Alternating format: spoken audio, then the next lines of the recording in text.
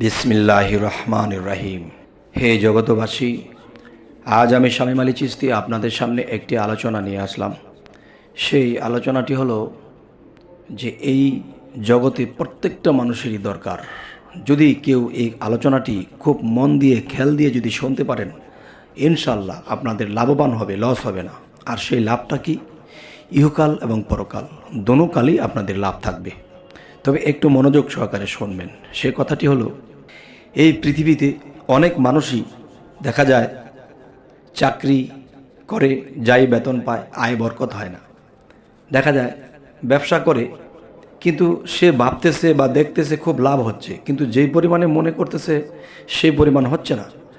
এবং খরচ, মানুষের জীবনে বেঁচে থাকতে গেলে খরচ তো হবেই, কিন্তু বিষয় হলো যে খরচ তেমন একটা করেন না, কিন্তু টাকা পয়সার তেমন কোনো নেই, জমা হয় না।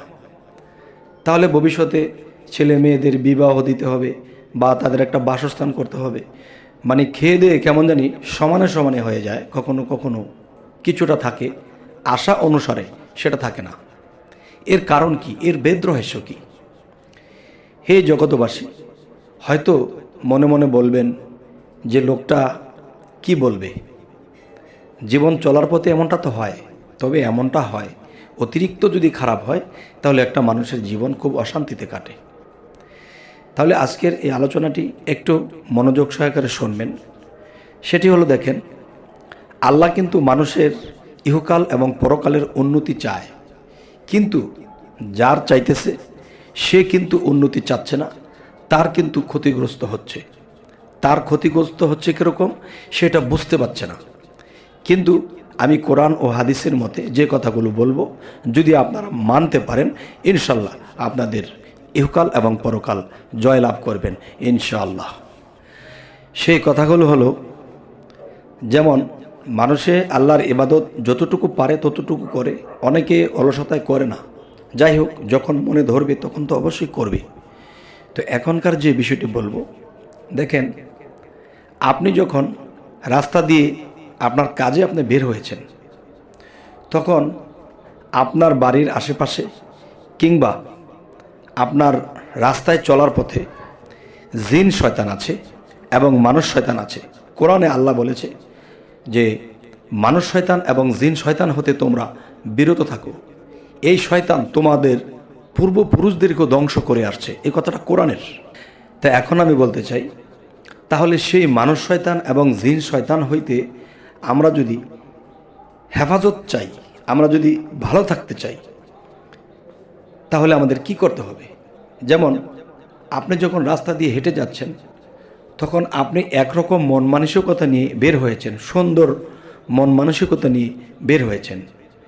এখন মনের মধ্যে অন্য কিছু কাজ করছে। কেন? যে মানুষ শয়তান আপনার দিকে তীক্ষ্ণ নজরে বা কুদৃষ্টির সাথে যখন তাকায় এবং চিন্তার মধ্যে দিয়ে যখন আপনার সাথে কথা বলে, তখন কি হয় যে এমনি তো আমরা ইবাদতকারী নই, আমাদের ভিতরে ময়লা আছে। তো এই ময়লা সহকারে যখন আমরা এই কথাগুলো শুনি এবং কেউ কুদৃষ্টি দেয়, তখন কি হয়? আমি আমার ভাগ্যে, আমার কর্মে আছে যে আমার ভালো কিছু হবে, একটা উন্নতি জাতীয় কিছু একটা করতে যাচ্ছি, তখন ওই দৃষ্টিপাতের মাধ্যমে আমার সেই রাস্তাটা নষ্ট হয়ে যায়। যেটা আমি পাইতাম সেটা আমার থেকে দূর হয়ে যায়। এই হলো এক। দ্বিতীয়ত হলো যে জিন শয়তান কিন্তু আমরা দেখি না, কিন্তু তারা কিন্তু আমাদেরকে দেখতেছে। যখন পথে দিয়ে হেঁটে যাই কিংবা ঘরে থাকি বা কোনো একটা কিছু করব, তখন দেখা যায় কি যে তারা আমার দিকে বা আপনার দিকে কুদৃষ্টি দেয়। এবং সে কিন্তু আল্লাহর কাছ থেকে ক্ষমতা এনেছে, আমি মানুষের অন্তরে ওয়াসওয়াসা দিতে পারবো, এই শক্তি আমাকে দেওয়া হোক। কিন্তু এই শক্তিও কিন্তু তাকে দেওয়া হয়েছে। এর পরবর্তীতে কি হলো? তখন দেখা যায় সে ওয়াসওয়াসার মাধ্যমে আমার হৃদয়কে, আমার অন্তরকে, আমার জ্ঞানকে তারা ভ্রষ্ট করে দেয়। তখন আমি যে কাজে হাত দিই এই কাজটি হয় না। যেদিকে আমি একটা সুবিধা মনে করে যাচ্ছি, সুবিধা হয় না। এবং টাকা পয়সা কোন দিক দিয়ে নষ্ট হয়ে যায়, পরে চিন্তা করি, কী রে, কী হলো? আমার এত টাকা পয়সা তো আমি খরচও করিনি, কিন্তু কোত্থেকে কই গেল? তাহলে জিন শয়তানের মাধ্যমে আপনার পকেটের টাকাও নাই করে দিতে পারে। জিন শয়তানের মাধ্যমে আপনার হাত দিয়ে আপনি কাউকে দিয়ে দিবেন বা অতিরিক্ত খরচ করে ফেলবেন, এটা আপনি বলতেও পারবেন না। কিন্তু পরে চিন্তা করবেন, কি রে, আমি তো অনেক টাকাই কামাই করছিলাম, কই এগুলা? তখন চিন্তা করে করে আর পাবেন না, অবহেলিত হয়ে দিন যাবে।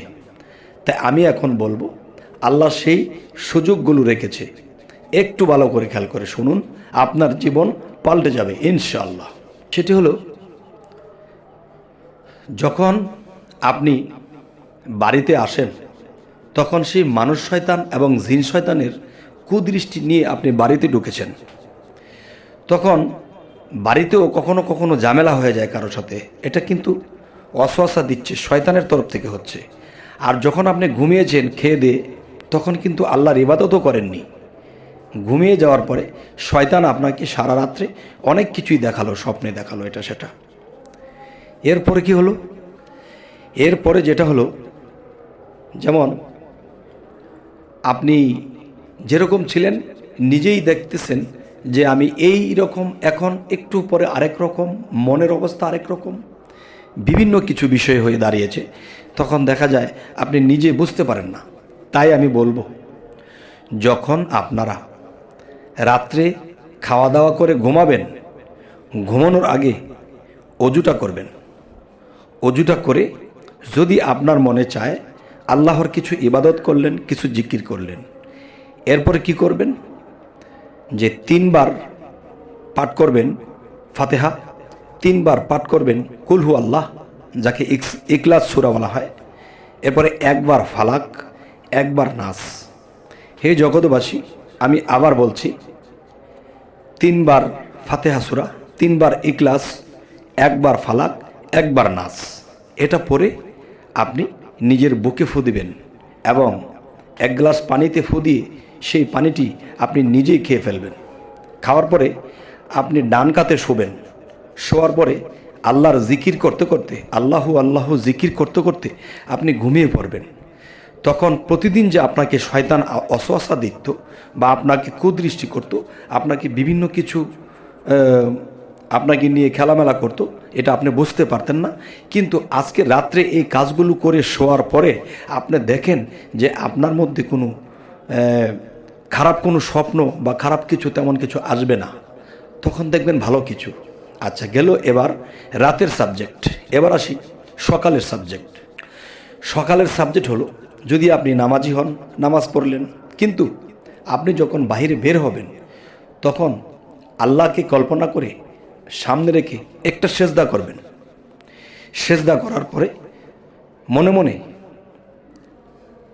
আল্লাহর কাছে সাহায্য প্রার্থনা করিয়া তখন আপনি আবার কি করবেন, যে 3 বার ফাতিহা সূরা, 3 বার কুল হু আল্লাহ, 3 বার, 1 বার ফালাক, 1 বার নাস আবার পড়িয়া বুকে ফু দিবেন এবং 1 গ্লাস পানিতে ফু দিয়ে সেই পানিটা খেয়ে নেবেন। তখন পানির সাথে জ্ঞানের তুলনা করা হয়েছে। এই পানিটা আপনার পেটে যখন যাবে তখন আপনার দিকে মানুষ শয়তান এবং জিন শয়তান এরা কখনোই আপনার দিকে কুদৃষ্টি করতে পারবে না। তখন যখন বাড়ি থেকে বের হয়ে যাবেন আপনার শরীরটা পাতলা লাগবে।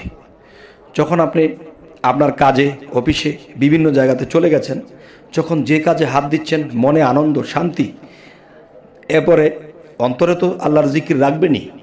তখন কি হবে, দেখবেন সব কিছু ভালো লাগতেছে এবং আল্লাহর কথা স্মরণ হলেও চোখে পানি আসতেছে। আপনি একদিকে ধার্মিক হয়ে গেলেন, কারণ শয়তানের ওয়াসওয়াসা আপনার মধ্যে এখন নেই। যার ফলে আল্লাহর কথা ভেবে ভেবে আপনার চোখেও পানি আসে, আপনি আস্তে আস্তে ধার্মিক হয়ে গেলেন। এবং কি হলো, আপনার দিকে যে কুদৃষ্টি ছিল মানুষের এবং জিন জাতির, সেটাও উঠে গেছে। তখন আপনার স্বাদ লাগছে, দিন দিন আপনি ইবাদতকারী হচ্ছেন এবং আপনার হাতে টাকা পয়সা থাকছে এবং যে কাজে হাত দিচ্ছেন সে কাজটাও হচ্ছে। তবে আরেকটি কথা বলবো, যে বিসমিল্লাহ এর আরেক নাম হলো বরকত। এই বিসমিল্লাহির রহমানুর রাহিম বলিয়া আপনারা কাজ শুরু করবেন। অনেকে ভুলে যায়, অনেকে বলে এটা তো বলি, কিন্তু না বাবা, এটা মনে করে প্রতিটা কাজে বিসমিল্লাহির রহমানুর রাহিম বলে যখন কাজ করবেন, তখন রহমানুর রাহিম আপনার উপরে বর্ষিত হবে। সুবহানাল্লাহ। তখন কি হবে?